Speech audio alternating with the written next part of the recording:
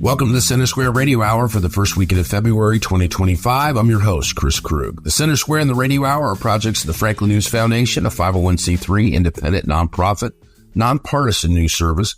Established in 2019, the Center Square Newswire publishes original taxpayer-centric straight news that focuses on the size, scope, and effectiveness of local, state, and federal government. On the Center Square Radio Hour, our journalists explore their top stories, adding insights to the headlines. We also present thoughts on the economy from Dr. Orphe Divounguy, PhD economist, and bringing the latest in K-12 education news from Franklin News Foundation's Chalkboard News team. Today, we'll discuss the federal funding freeze. We'll look at the border fight between Governor Ron DeSantis and the Florida legislature, and we'll hear about the federal efforts to address illegal immigration. We'll be right back with all that and more in the Center Square Radio Hour. Teacher Lauren Johnson returned all the graded essays but one. He believed that one student was capable of more. I don't believe taking the middle of the road is your philosophy. This time, write something you really believe. The student wrote a new one about excellence.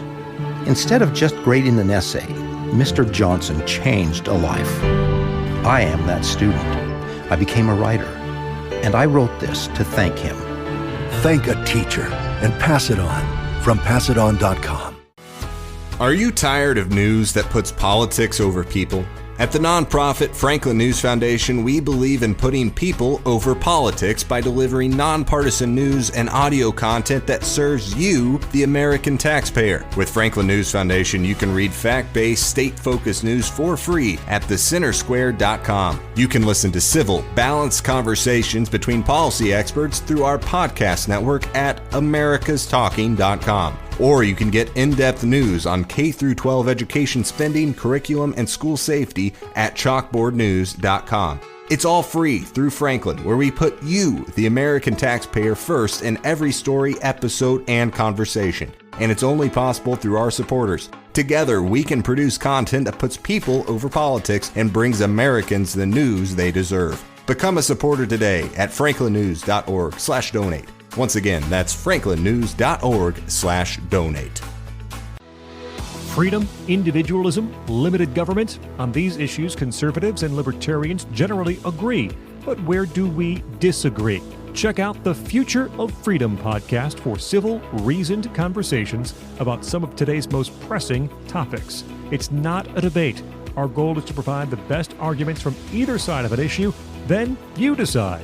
It's the Future of Freedom podcast. Find it at americastalking.com or wherever you find your podcasts. He ran for state office and was beaten.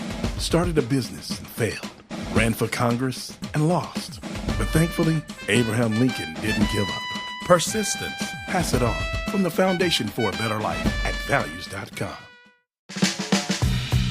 Welcome back to the Center Square Radio Hour. I'm Chris Krug. With more on the federal funding freeze, it's Dan McCaleb. As part of his whirlwind first 2 weeks of his second term, President Donald Trump has issued a slew of executive orders and taken other action on a variety of policy issues. Among them is his vow to cut government spending. The national debt is $36.4 trillion and rising rapidly. Interest on that debt now costs taxpayers more than annual spending on the U.S. Department of Defense. President Trump's promise to cut spending includes letting go federal workers. Joining me to discuss this is Casey Harper, Washington, D.C. Bureau Chief for the Center Square. Casey, let's start with Trump's plans to cut the federal workforce. What did he do this week? Yeah, I mean, the American people voted for a bull in a China shop, Dan, and the China's being broken every day. Every day there's some new executive order, cutting spending, rescinding programs. It's definitely been messy. And, you know, the federal employees buyout, which you referred to, has certainly been a part of that. And so, you know, part of what Trump and his effort with DOGE, the Department of Government Efficiency, has been to do is to cut hundreds of billions of dollars in federal spending. Elon Musk, who heads up DOGE, said during the campaign it could get up to $2 trillion. Trump himself has only said hundreds of billions, which would still be, you know, pretty significant cuts. And they've been very aggressive and ambitious in that so far. When it comes to federal employees, they essentially offered him a buyout. I mean, this is not that uncommon. This is not that crazy. You see this at private companies. We've seen it. I believe Bill Clinton offered some federal employees a buyout as well. But Trump's buyout is pretty generous. It's 8 months of severance pay if you voluntarily quit in the next, little over the next week. And so the idea with this is that if they can get all these federal employees to just resign, they won't have to fire them. It's very difficult to fire people in the federal government, and it'll just immediately cut the workforce. Now, you might say, well, they're paying them 8 months severance. Won't that cost a lot of money? But long term, it'll save a lot of money, actually, because even if you fired those people, you're still going to have to pay them a lot, probably. And this guarantees that, in 8 months from now, there's going to be a stark drop in the federal workforce costs. Now, a lot of employees, there was a survey of federal employees, and it showed they basically don't trust this plan. Many of them don't. They're afraid that the severance will later be taken away from them, that it's a trick somehow, that, once they resign, that somehow they won't end up getting the money. But the thing is, if they don't take this, then Trump may end up firing them anyway, and they won't get that severance. So he's trying to incentivize it. And the White House has reportedly said they expect 5 to 10% of federal employees to take the buyout. And part of that executive order includes returning to work, meaning returning to the office. Under Biden, many federal employees have been allowed to work from home, in part because of the start of the pandemic, but we're well beyond the pandemic. Trump has vowed to get federal workers returned to the office. So if you want to keep your job, he said you have to return to the office. If you don't want to return to the office, you can take this buyout, right? Yeah, that's right. I mean, he knows. I think there's also just generally a lot of fear among federal employees because of all the changes, or federal, I mean, who knows? You could reject the buyout and then Trump issues an executive order the next day that somehow cancels your agency or combines your agency with another agency and says that all the staff are now, duplicative. And so there needs to be major cuts, right? It's so unpredictable that, yes, of course, coming back to work is part of the calculus. But if you're a federal employee right now, I mean, you really don't know if your agency is going to even exist the way it does, even from day to day. Another executive order related to spending that Trump signed this week, early in the week, Monday, I think it was a freeze on certain spending, including grants. And so the Trump administration could evaluate whether or not they thought it was legitimate spending or wasteful spending. That caused a lot of confusion across the country, particularly in blue states and blue cities. They pushed hard back. Trump then rescinded that order on Wednesday. Tell us a little bit about that. Yeah, I mean, one thing that's been really interesting that Trump has done is he kind of stops the spending and then figures out what spending should continue instead of gradually phasing out the spending or, piece by piece. And I think the reason he's doing that is because in the past, lawmakers and, politicians have promised these big cuts, but they stretch it out. They say, we're going to cut, $2 trillion over the next 10 years. And it never really amounts to anything because they put all the benefits in the front load, all the benefits, and they put all the cuts at the end of the 10 years. And then 2 years from now, the lawmakers come in and they change it and they push it 10 more years down the road. And so these slow cuts to the federal government have really been deceptive and not really amounted to much. And so I think I understand the argument for being aggressive here. With that being said, it caused a lot of confusion, a lot of fear. There's a lot of good programs that suddenly, had their funding ripped out from under them. And they're like, wait. And so it caused a lot of pushback for Trump. And so he said, you know what, we'll keep the grant going, but that doesn't mean we're not going to cut this funding later. We'll let you have it for now to avoid the confusion. But they're still going, line by line through all this funding and eliminating things. I wrote this week at thecentersquare.com at the first White House press briefing, Carolyn Leavitt, she's talking about, how they stopped money from going to the World Health Organization, which Trump just signed an order, basically to leave, or, sending money for birth control to Gaza, millions and millions of dollars for condoms in Gaza. I mean, so they're highlighting these examples to show how 50 million. Right. How out of control the programs have become. And so, I don't know, I think more examples like that will help them with their argument. Well, Casey, as I said up front, this has been a whirlwind the first 2 weeks of the Trump administration. I think the intention is good. There has been confusion over some things. There have been concern, as you mentioned, among federal workers. But he was elected by the majority of the people in this country to change the federal government, the way the federal government operates. He feels like he's got a mandate, and he's doing it. Final word. Final thought. Yeah, I'm glad you gave me the final word. I'm here, in the DC area, and I have hearing a lot of people complain who work in the government, who work in federal contracting, and they're complaining about how disruptive it is. And I just told them, I said, I mean, I understand, but this is what the American people wanted. They wanted a disruptor. And I think they knew that it would be messy and that it would not be perfect and that it might, do some unwanted damage. But they are so frustrated with the gridlock and the corruption in DC that they wanted someone to go in there and just tear it up. Even if he made a mess and some blunders along the way, they wanted someone to be a bull in the china shop, and that's what they got this week. Thank you for joining us today, Casey. Listeners can keep up with this story and more at thecentersquare.com. Big thanks to Dan and Casey. You're listening to the Center Square Radio Hour. I'm your host, Chris Krug.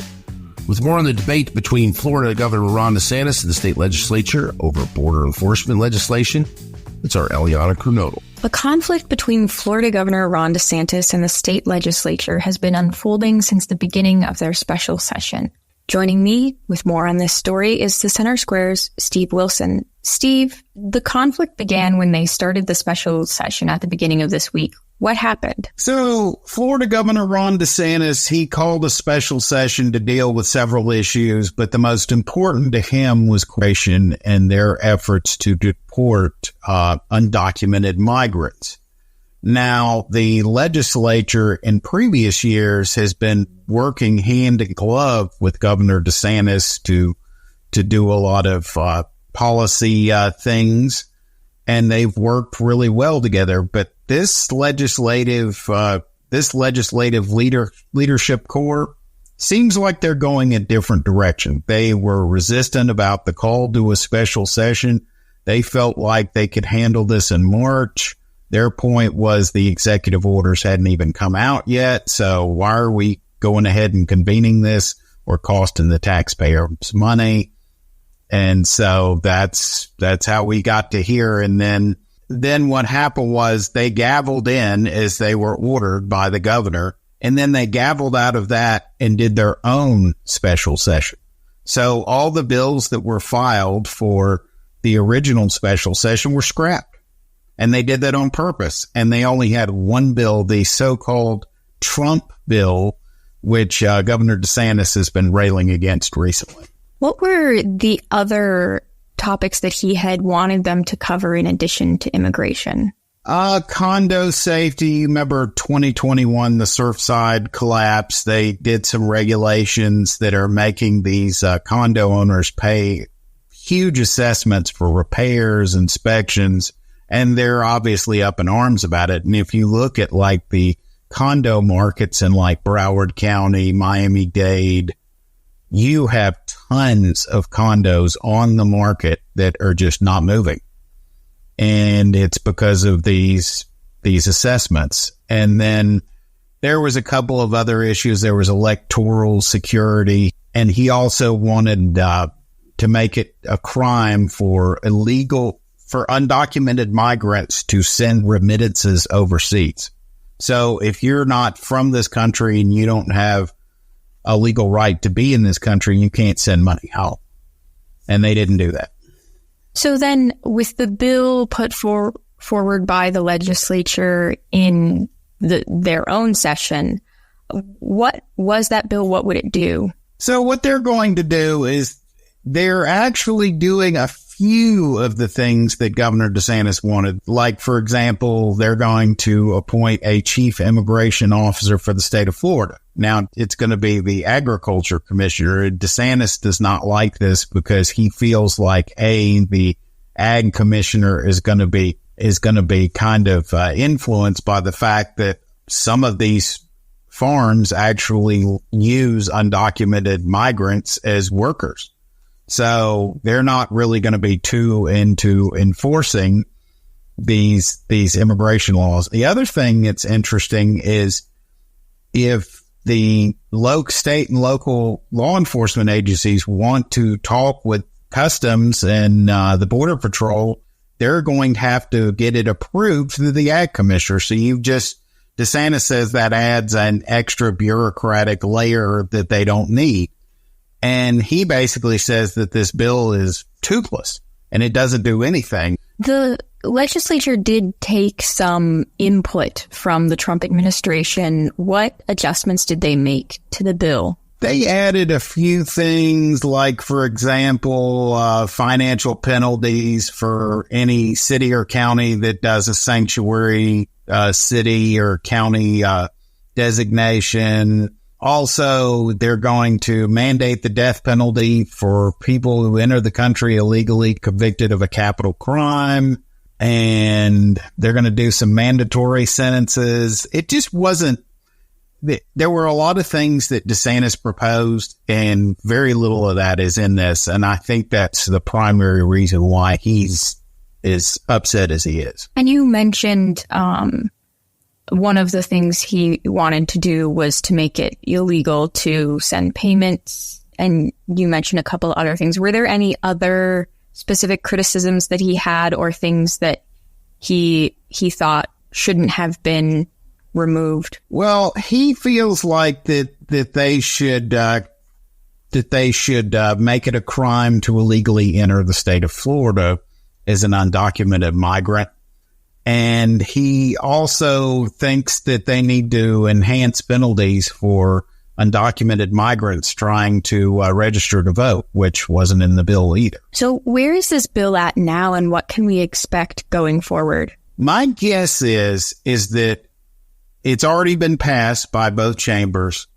My guess is Governor DeSantis will veto this, and I guess they'll take this up when the regular session starts in March. Well, Steve, thank you for your insights on this story. Listeners can keep up with this story and more at thecentersquare.com. Thank you, Eliana and Steve. You're listening to the Center Square Radio Hour. I'm your host, Chris Krug. Back with more on deportations and other efforts to address the border crisis. It's our Dan McCaleb. President Donald Trump's border security plan, including deporting foreign nationals in the U.S. illegally, prioritizing violent criminal offenders. Border Czar Tom Homan and the U.S. Department of Homeland Security are deporting more than 1,000 of these offenders every single day. Joining me to discuss this is Casey Harper, Washington, D.C. Bureau Chief for the Center Square. Casey, Trump, Homan and company aren't wasting time fulfilling the president's campaign promises. What do you think? Yeah, they're not at all. I mean, we've seen a very aggressive President Trump. Tom Homan has, from the start, been very clear about his mandate to carry out the largest mass deportation in American history. So we are seeing the effects of that. There have been thousands and thousands of arrests all around the country, starting with violent criminals. As you said, we've talked on this podcast and written at thecentersquare.com about how under the Biden administration, ICE, Immigration and Customs Enforcement, have really had they've been handcuffed. And the deportations under Biden, like the people they're allowed to deport, they've been handcuffed, they've been restricted by Biden and told to not be as aggressive, to only go after certain people. And so now that Trump's in office, he's saying, he's giving them full reign basically to do what they were doing. Just a few years ago, I mean, Democrats before, Biden deported plenty of people, and, Biden did deport people, but ICE really was handcuffed to what they were doing. And so now we're seeing these raids go on. There's the way, from what Homan has said, they're going after violent criminals, but if they go after a violent criminal and he is with, he's in the car with another illegal immigrant who's not a violent criminal, they're also deporting the illegal immigrant who was in the car with a guy, because the Trump administration is also making the point that all illegal immigrants are criminals, because to cross the southern border is a crime, so that's what they're, that's an important language difference that, maybe other reporters aren't using, but the Trump administration is. But anyway, all that to say, they're prioritizing these with long criminal records, illegal immigrants now, but plenty of other people are getting caught up in that. And Homan has been clear that they're going to move on to focusing on deporting all illegal immigrants, not just these kind of violent criminal record guys that have become the center of everything right now. One new thing Trump did this week related to immigration and the border, he ordered the Department of Defense and Department of Homeland Security to prepare 30,000 beds at the infamous Guantanamo Bay Detention Center to be prepared to house many of the worst offenders who are in the country illegally. Tell us about that, Casey. Yeah, I mean, this was a big development this week. Basically, Trump announced that they were going to use Guantanamo Bay. And really, this is because there's been there's a logistical issue with housing all these migrants temporarily while you get them on the right flights to the right countries, do the paperwork, speak with the countries, verify things, separate them. You have to hold them somewhere while you coordinate with the country and coordinate the flight. Now, they're using military planes to make these flights. And so, we've seen some resistance from some countries, but there's just a lot of logistical things that go on behind the scenes, as you can imagine. And so they need some holding areas for migrants while they sort out all these details. And Trump said that Guantanamo Bay would be used for, quote unquote, the worst illegal immigrants, the ones who are threatening people, is what he said. Here, I'll read his quote. He said, "Some of them are so bad, we don't even trust the countries to hold them because we don't want them coming back. So we're going to send them out to Guantanamo. This will double our capacity immediately, and it's a tough place to get out of course, in Trump fashion." So it seems that some people are not even going to be deported because they have such terrible records. Of course, Guantanamo Bay is famous for holding people like terrorists, and it's based out of Cuba. So this is, on the one hand, this is just a small kind of procedural change, opening up a new detention facility to handle the large influx of deportations, and then some of the worst criminals are going to be kept there. But it's also a symbol because Guantanamo Bay is a notorious holding facility. It's a symbol of how serious Trump is taking this. It's a symbol of kind of the severity of the punishment for some of these violent criminals and how violent and dangerous some of them are. Some of them are connected to terrorist groups. Some of them are, quite literally demonic, murderers, Satan worshiping cult gangs. There are some pretty incredibly bad guys, and those are the kind of thing going to Guantanamo. It'll be interesting to see how the PR battle shakes out for Trump once it shifts away from violent criminals and to other more run-of-the-mill illegal immigrants. But for now, I think he has a lot of wind in his sail, and a lot of Americans do want anyone with a criminal record out of this country. Another development related to the border, Casey, relates to sanctuary cities, sanctuary states. Of course, Democratic governors, Democratic mayors in large cities have criticized Trump's deportation plan. Well, James Comer, chairman of the U.S. House Oversight and Government Reform Committee, has launched an investigation into these sanctuary jurisdictions to determine if they're breaking the law in any way. He summoned the mayors of Boston, Chicago, Denver, and New York City, all sanctuary cities who vow not to cooperate with the deportation plan, to a congressional hearing on February 11th. They're serious about this. Yeah, it's interesting. they definitely are breaking the law, but you could say it's kind of a nonviolent political resistance to the law.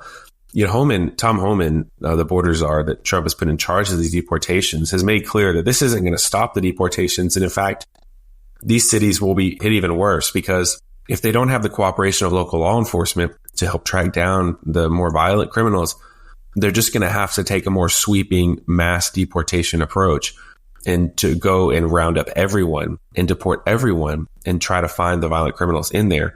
So Homan has said that if they don't have the cooperation of local law enforcement where they can do targeted raids to go after specific people, then they have to just cast a broad net and bring everyone in and then try to find the criminals amongst them. So ironically, it could lead to actually worse outcomes for those cities. Casey, thank you for joining us today. Listeners can keep up with this story and more at thecentersquare.com. Thanks to Dan and Casey for that update. That'll do it for the first half of the Center Square Radio Hour. After the break, we'll look at more top stories from across the nation. Will PJM agree to a price cap as energy prices and grid costs rise? What efforts has Trump's Department of Education taken to reverse Biden's DEI policies? Why did 2024 existing home sales fall to a 30-year low? All that and more when we return on the Center Square Radio Hour.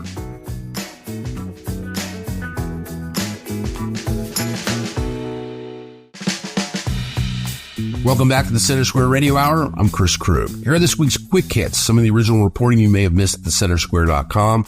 There were no survivors from the mid-air collision Wednesday night over the Potomac River between an American Airlines regional jet and an Army helicopter, according to officials. Shortly before 9 p.m. local time on Wednesday, American Airlines Flight 5342 out of Wichita, Kansas, collided midair with Sikorsky H-60 helicopter on approach to runway 33 at Reagan Washington National Airport. According to a statement from the Federal Aviation Administration, American Airlines confirmed 60 passengers and 4 crew members were aboard at the time of the collision, while the Army has said 3 soldiers were aboard the Black Hawk helicopter. Jurors have begun deliberations in the federal corruption trial of longtime former Illinois House Speaker Michael Madigan and co-defendant Michael McLean. Madigan is charged with 23 corruption-related charges in connection with a scheme that federal prosecutors referred to as Madigan Enterprise. Prosecutors allege that ComEd and AT&T Illinois gave out no work or little work jobs and contract work to those loyal to Madigan to get legislation passed that would benefit them in Springfield. Jury selection began in October, and jurors will have to consider testimony from dozens of witnesses, as well as more than 200 secret recordings. Nearly 2 years after a train derailment sent toxic chemicals in the air, ground, and water, the village of East Palestine, Ohio, and Norfolk Southern reached a deal to resolve all claims from the wreck. According to court documents, Norfolk Southern agreed to pay $22 million for priorities identified by the village in connection with the derailment. The settlement also recognized $13.5 million already paid to the village by Norfolk Southern to replace fire and police equipment and vehicles to improve East Palestine's water treatment plant and renovate the village's historic train depot. Military service members discharged for refusing to take the COVID-19 vaccine or who left because of the COVID vaccine mandate are eligible for reinstatement with full rank and back pay. Fulfilling his inauguration speech promise, President Donald Trump signed an executive order on Monday calling the Department of Defense's 2021 to 2023 vaccine requirement, quote, unfair, overbroad, and completely unnecessary, end quote. Following months of speculation and conspiracy theories surrounding mysterious drone sightings up and down the East Coast, the White House confirmed they flew with federal government authorization. Caroline Leavitt, the new White House press secretary, addressed the sightings during a press briefing on Tuesday, confirming that drones flown around the eastern seaboard late last year, specifically over New Jersey, had been authorized to be flown by the Federal Aviation Administration. The press secretary quashed concerns that the sighting were attributed to foreign adversaries. You can find more on these stories and others like them from across the country at thecentersquare.com. We'll be right back with more on the Center Square Radio Hour. Knowledge is power, and you deserve to know what happens in your state government. That's why the Center Square's reporting zeroes in on state authorities publishing stories that show where your money goes and who spends it. The Center Square gives power to the taxpayer by tracking politicians' use of the people's money and demanding transparency from state-run agencies. This is how the Center Square equips you, the American taxpayer, to hold your state government accountable. Sign up now for your state's Center Square newsletter at thecentersquare.com. Welcome back to the Center Square Radio Hour. I'm Chris Krug with more on potential price caps on energy. It's our Eliana Kernodle. A new deal could dampen the shock of anticipated price spikes from rising energy costs. Joining me with more on the story is the Center Square's Pennsylvania editor, Kristen Smith. Kristen, what are the forecasted increases in energy costs in the coming year? For ratepayers, you're looking at a 30% increase on your utility bills, which is significant, but not as significant as what the companies that actually operate the power grid. So those would be the transmission companies, the generators, and then you have the electric distribution companies like your PP&Ls and PECOs and all that kind of stuff. So for them, the cost that they're looking at is a potential 800% increase. And so this is a massive step up, and that massive step up affects potentially up to 65 million people in PJM's territory, which covers 13 states in the Mid-Atlantic region, Washington, D.C., and the Midwest. Governor Shapiro announced a tentative deal with PJM to moderate those increases. What is it? This is where it gets a little complicated, but on a very basic level, what happens is that every year, those organizations that run the grid, so like I said before, the transmission operators, the generators, the distribution companies, they hold an auction. And during that auction, they make bids to figure out essentially how much money they will be earning, how much money it will cost to run the power grid. That's the most basic way of looking at it. And so they have what is called a price cap, so that prices in this auction cannot go above that. But the price cap fluctuates based on market conditions, and this upcoming price cap was going to be over $500 per megawatt hour per day. And again, that's unprecedented. And So Shapiro was the first of 4 governors in the PJM territories to ask PJM to do something about this. He filed a complaint with the Federal Energy Regulation Commission to stop this and to ask PJM to change the math so that the price cap, instead of being $500, would be $325. This isn't as simple as all of that, but essentially what has happened is that Shapiro has been able to get PJM officials to the table to say, okay, we will go back to our members, those companies that organize or that run the power grid. We will go back to them and ask them if they're okay with this. And if they are, but then we will go to the federal regulators and we will ask them for this temporary price cap so that we prevent these spikes that are anticipated to come in the coming delivery year, which is 25 into 26. So again, tentative, it has to go through these steps. There's a lot of hope and optimism here, especially from the Shapiro administration, but it's also just one of several changes that needs to happen in the coming years before we kind of find ourselves right back where we're started. What other changes is PJM facing in the coming year? It's important to understand about PJM that they don't set policy. They're not a state government. They're not the companies involved in the power grid themselves. They are simply the conduit, if you will, through which all of these policies come together and translate into how we run our power grid. So you have states with very different clean energy goals. You have states with very different power supply mixes. You have a state like Pennsylvania that generates far more energy than they use and then export it all over the country. You have other states, particularly in the DC metro area, that consume a lot of energy. And so they have a lot of issues with higher prices, energy congestion, because they have to draw on a lot of power in the more western part of the grid to supply that larger population down there. And so there's a lot of technical factors here. At the same time, most of the new energy projects in the pipeline are renewable energies, resources. So solar farms, wind farms, those types of clean energy pursuits that a lot of states are really incentivizing, as is the federal government. But because the queue to get these projects through permitting and approval processes is very long and is temporarily paused because of how long it is, we are in a situation where the reliability of the grid, as they refer to it, which just means the ability for us to constantly have a source of power 24/7, that is in jeopardy because at the same time that we're waiting to build these new renewable resources, we have coal plants and other older legacy generators going offline.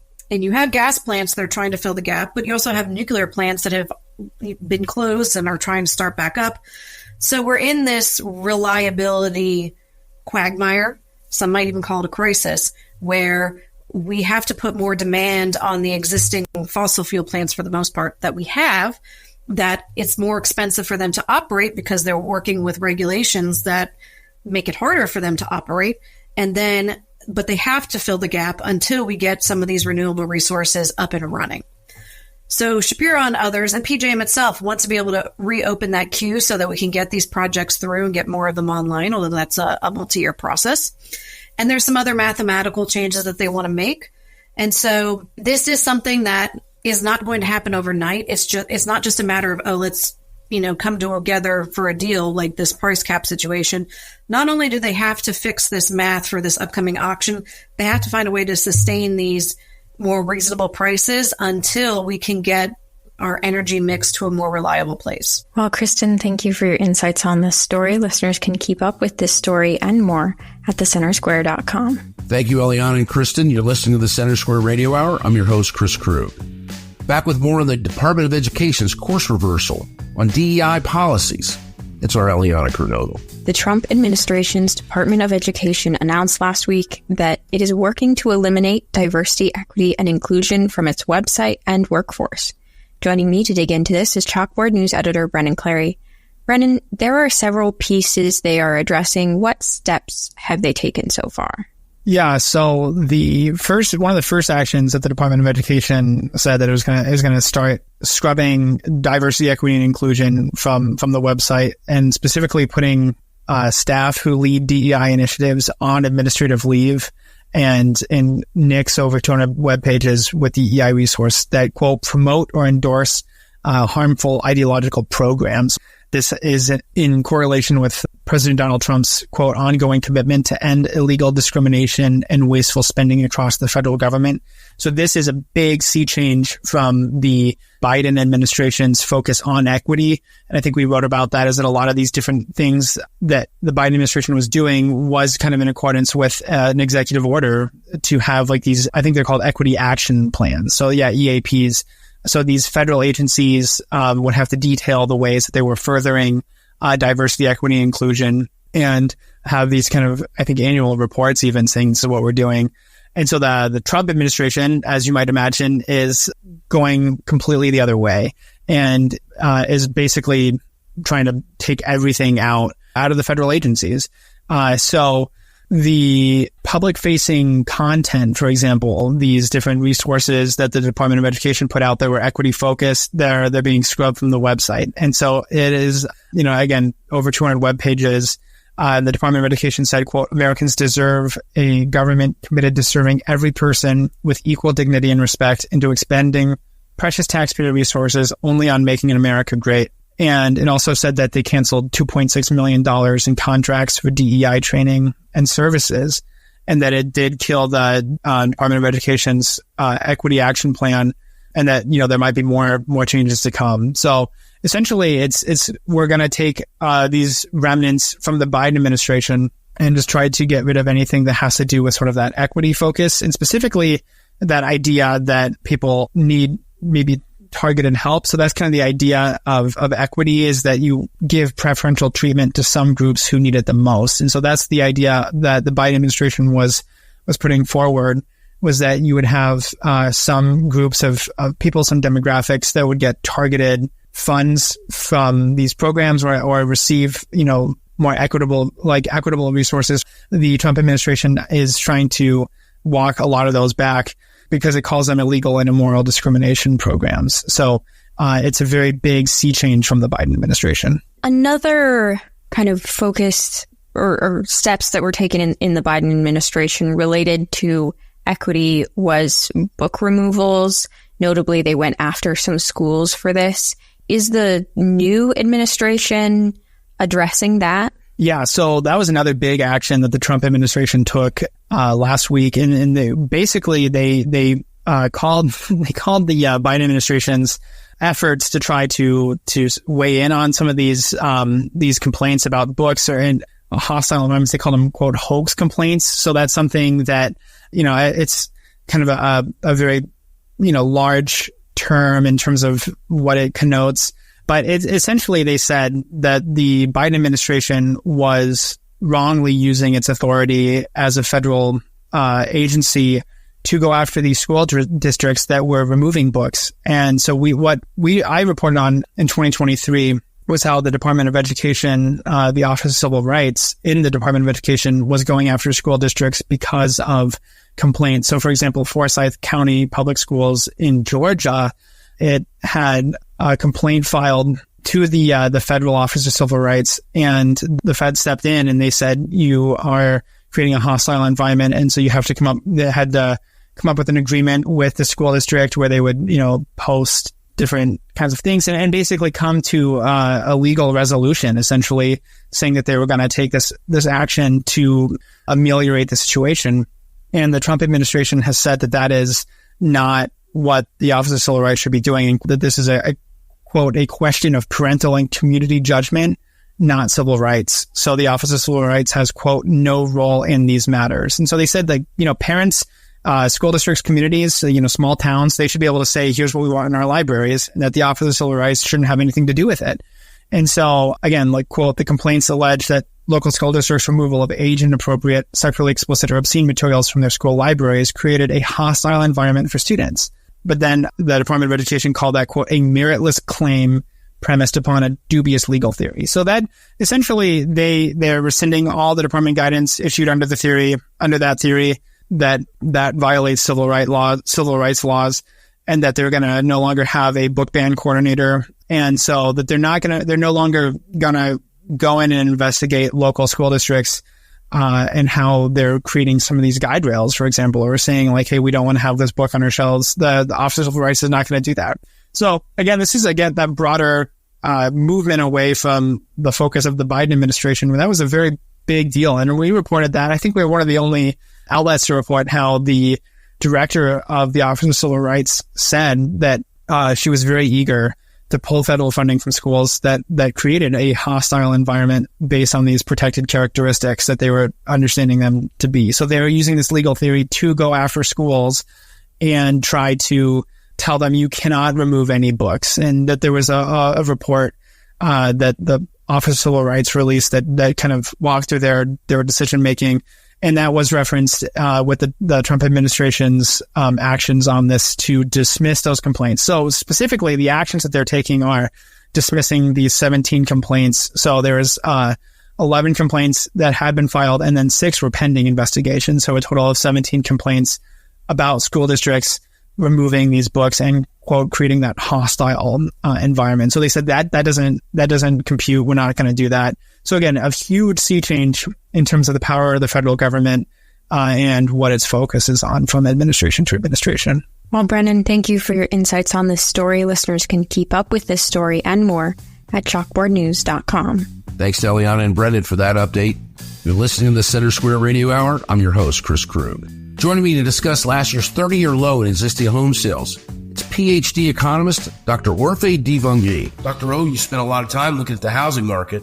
2024 numbers came in for existing home sales, and they fell 0.7% from the prior year, from 2023. That's right. People might look at that and go, oh, that doesn't seem like it's a huge dip. We've had dips like that before. Yeah, but not since 1995. So that's kind of surprising. So it's like a 30-year low. Yeah, the level is at a 30-year low. So the total number of sales in a year goes back to, right? And so, yeah, I mean, we finished the year strong because we actually had an uptick in existing home sales both in November and December. We finished the year strong, which is a good sign of things to come in 2025. But we had some issues last year, right? At the start of last year, interest rates started rising. I think we had a gift from the Fed in December 23. Then you have January, and all of a sudden, interest rates started rising, touching close to 8% in the middle of the home shopping season back in April. And so, that really slowed down the housing market at a time where the housing market is the most active. And that's why I think 2024 will go down the books as one of the worst years in a long time for existing home sales. The good news is we're past that. We're at a point that the surge in mortgage rates that took place last year is unlikely to happen again. And part of the reasons why I think this is not likely is because, well, inflation has eased from year ago levels. The Fed is in the middle of a cutting cycle. Although I think we're going to get a pause from the Fed for the next couple of months, just to check and see if things are still moving in the right direction. And fiscal policy is top of mind for everyone. And hopefully, the new administration coming in will actually start thinking about reining in deficits. I mean, at least there's some conversation about that, especially from and maybe even a potential plan coming from the nominee, the new nominee for Treasury Secretary. So I'm somewhat reassured that we're going to go into the 2025 home shopping season with mortgage rates below where they were last time around. I mean, at this point in time, I mean, is it a true affordability issue? When you look at, in your assessment of the market, is it the interest rate that is creating the pause on the buyer side? Absolutely. Or is it something bigger than that? Absolutely. Right now we got two things, right? We got prices still rising very fast. And they're still, look, price growth has slowed, but they're still rising. The point is prices are still rising. And the reason prices are still rising is because you have people that are kind of just, the people who are transacting right now are like, hey, I need a house. And so they're going in, if they can afford it. And the people who can afford it usually have higher credit scores, higher incomes. And so they're going out there and buying homes, taking the homes from a very small pool of homes available on the market. Look, inventory is still 25% below where it was before the pandemic. There's just not a lot of homes out there, right? And so if you have the income, if you have the financial wealth, you can afford it. You probably have a very high credit score, very low debt to income ratio, and you're out there and you're shopping. And so you're still contributing to the price increases.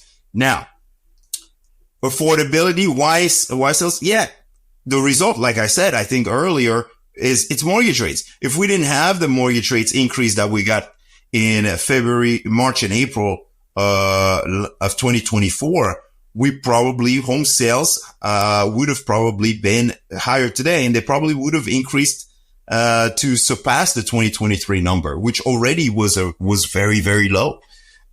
So do we think home sales will increase in 2025? Yes, actually, I'm very optimistic that home sales will increase in 2025. And the reason for that, again, is once again, unlikely for mortgage rates to continue to increase. In fact, they've been decreasing a little bit lately. We have, inflation easing. We have the Fed still in the middle of a cutting cycle. We have policy, hopefully, starting to, at least people in policy circles in Washington, D.C., finally starting to talk about reining in, fiscal deficits. And I think that if we can get those things moving, especially on the policy front, in the right direction, then you are not going to get the type of increase in mortgage rates that we got last, home shopping season in 2024. And if we can avoid that, then yes, we should see more existing home sales in 2025. Remember, existing sales are both a combination of supply and demand. So we're going to need more sellers to come back to the housing market. And if you have a 4 or 5% mortgage rates, it's a lot more painful to give up that 4 or 5% mortgage rates when mortgage rates are 7.5%, right? If mortgage rates can fall to the low 6s or high 5s, I personally think we might end up finishing the year in the low 6s. Then it's a lot easier to move when you have a 5% mortgage rate, right? So those are my thoughts. I think we're probably going to do better in 2025 than we did in 2024. Appreciate your thoughts as always, Dr. O. That'll do it for another week of the Center Square Radio Hour. If you missed some of today's show, you can find it wherever you find terrific podcasts. I'm Chris Krug on behalf of everyone at Franklin News Foundation. Thank you for listening to the Center Square Radio Hour.